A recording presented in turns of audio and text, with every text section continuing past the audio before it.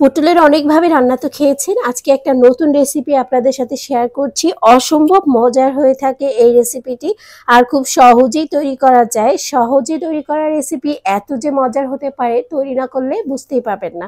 Hello everyone, আসসালামু আলাইকুম। কেমন আছেন সবাই? সবাইকে ওয়েলকাম জানাচ্ছি আরও একটি রেসিপিতে। প্রথমে এখানে আমি সরিষার তেল দিয়েছি, আপনারা চাইলে সয়াবিন তেলটাও ব্যবহার করতে পারেন। আর এখানে আমি ছোট চিংড়িটা দিয়েছি, আপনারা চাইলে কিন্তু বড় চিংড়িটাও ব্যবহার করতে পারেন। খুব ভালোভাবে একটু নেড়েচেড়ে চিংড়িটাকে ভেজে নিতে হবে। যখন চিংড়িটা একটু ভাজা হয়ে যাবে তখন এই পর্যায়ে আমি দিয়ে দিচ্ছি পেঁয়াজ কুচি আর কাঁচামরিচ কুচি। আর এই রান্নাটায় ঝালটা একটু বেশি দিলে খেতে বেশ ভালো লাগে। আর নারকেল আর পটল চিংড়ির এই রেসিপি দুর্দান্ত হয়ে থাকে, আপনারা কিন্তু অবশ্যই ট্রাই করতে পারেন। খুব ভালোভাবে তেলের সাথে পেঁয়াজ মরিচ আর চিংড়িটাকে ভেজে নিতে হবে। যখন হালকা ভাজা হয়ে যাবে তখন এই পর্যায়ে আমি নারকেল বাটা দিয়ে দিচ্ছি। নারকেল ব্লেন্ডারে পেস্ট করে নিয়েছি আমি, আপনারা চাইলে শিলপাটায় পিষে পেস্ট করে নিতে পারেন, কোনো সমস্যা নেই। আর এখানে আমি 1/3 কাপের মতো নারকেল দিয়ে দিয়েছি, আর রসুন বাটা দিয়ে দিচ্ছি 2 চা চামচ। আর এখানে আদা ব্যবহার করছি না, আজকে রান্নায় শুধু রসুনটাই ব্যবহার করছি। খুব ভালোভাবে নেড়েচেড়ে তারপর মশলাটাকে কষিয়ে নিতে হবে। আর মশলাটা যত ভালোভাবে কষানো হবে রান্নার টেস্টটাও কিন্তু তত ভালো আসবে। খুব সুন্দর একটি স্মেল বের হবে এ পর্যায়ে। আর একটু কষিয়ে সামান্য পরিমাণ পানি দিয়ে দিচ্ছি। পানির পরিমাণ একটু বেশি দেওয়া যাবে না, কষানোর জন্য যতটুকু প্রয়োজন হবে ততটুকু পানি দিয়ে খুব ভালোভাবে কষাতে হবে। আর কষাতে কষাতে সুন্দর একটা স্মেল বের হবে। আর মশলাটা একটু যখন ঘনত্ব চলে আসবে তখন এখানে গুঁড়ো মশলাগুলো অ্যাড করতে হবে। গুঁড়া মশলা হিসেবে ব্যবহার করছি এখানে হলুদের গুঁড়া, আর এখানে লাল মরিচের গুঁড়া দিয়ে দিচ্ছি আমি 1.5 চা চামচ, হলুদের গুঁড়া দিয়েছি 1/2 টিস্পুনের মতো, লবণ দিয়ে দিচ্ছি আমি 1.5 চা চামচ। এখন ভালো করে একটু নেড়েচেড়ে কষিয়ে নিতে হবে। কষানোর পর দেখবেন মশলাটা একদমই শুকিয়ে এসেছে, কালারটাও অনেক বেশি সুন্দর হয়ে গেছে, আর তেলটা উপরের দিকে ভেসে উঠেছে। এবার কিন্তু তেলটা উপরের দিকে ভেসে উঠেছে, তার মানে মশলাটা কষানো হয়ে গিয়েছে। এ পর্যায়ে আমি লম্বাটে করে আলু আর পটল কেটে রেখেছিলাম, সেগুলো দিয়ে দিচ্ছি। আর এভাবে লম্বাটে করে কাটলে কিন্তু ভালো লাগে, দেখতে অনেক বেশি সুন্দর লাগে। আপনারা চাইলে এর থেকে ছোট করে নিতে পারেন, কোনো সমস্যা নেই, তাতে স্বাদের কোনো পার্থক্য ঘটবে না।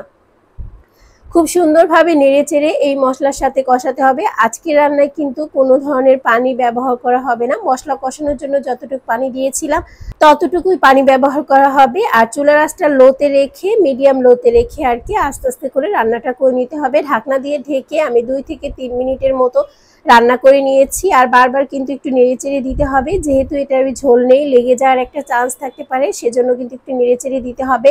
আর এই রান্নাটা গরম ভাতের সাথে খেতে এত যে মজা, আপনারা যদি বাসায় মাছ মাংস না থাকে তখন কিন্তু এই রান্নাটা একমাত্র ভরসা হতে পারে।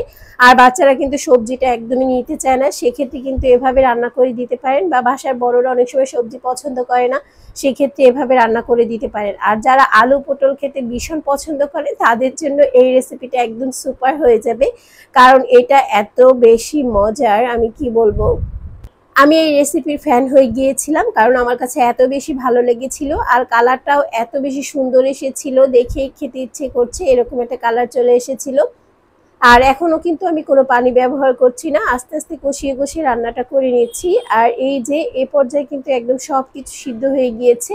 আর কালারটা দেখুন, একদম পটলের কালারটা একদম সবুজ আছে, নষ্ট হয়ে যায়নি। অনেক সময় দেখা যায় রান্না ওভারকুক হয়ে গেলে কালারটা নষ্ট হয়ে যায়, দেখতে ভালো লাগে না, তখন খাওয়ার আগ্রহটা অনেকটা কমে যায়। আর পটলগুলো কিন্তু সিদ্ধ হয়ে গেছে, কিন্তু সবুজ কালারটা রয়ে গেছে, এর জন্য কিন্তু দেখতে বেশ ভালো লাগছিল। আর এই সময় এত সুন্দর স্মেল আসছিল, যারা নারিকেল খেতে পছন্দ করেন তারা এই রেসিপিটি অবশ্যই ট্রাই করবেন। তো কেমন লেগেছে আজকের রেসিপি অবশ্যই কমেন্ট সেকশনে জানাবেন। ভালো লাগলে লাইক শেয়ার কমেন্ট করবেন, বেশি ভালো লাগলে আমার চ্যানেলটি সাবস্ক্রাইব করতে পারেন। আর পাশে থাকা বেল আইকনটি প্রেস করে রাখতে পারেন নিত্য নতুন ভিডিও পাওয়ার জন্য।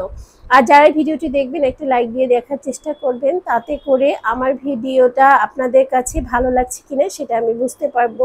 আর এখন খুব ভালো করে এটা রান্না হয়ে গিয়েছে, কালারটা দেখে বুঝতে পারছেন, আলুগুলো কিন্তু একদম সিদ্ধ হয়ে গিয়েছে। আর এই যে দেখুন লোভনীয় হয়েছে কতটা, সবজি যে এতটা লোভনীয় হতে পারে পটল আলুর তরকারির নারকেল দিয়ে, যদি আপনারা ট্রাই না করেন তাহলে বুঝতেই পারবেন না। তো অবশ্যই কিন্তু এই রেসিপিটি বাসায় ট্রাই করবেন। তো আজকের রেসিপি এই পর্যন্ত, বিদায় নিচ্ছি, আল্লাহ হাফেজ।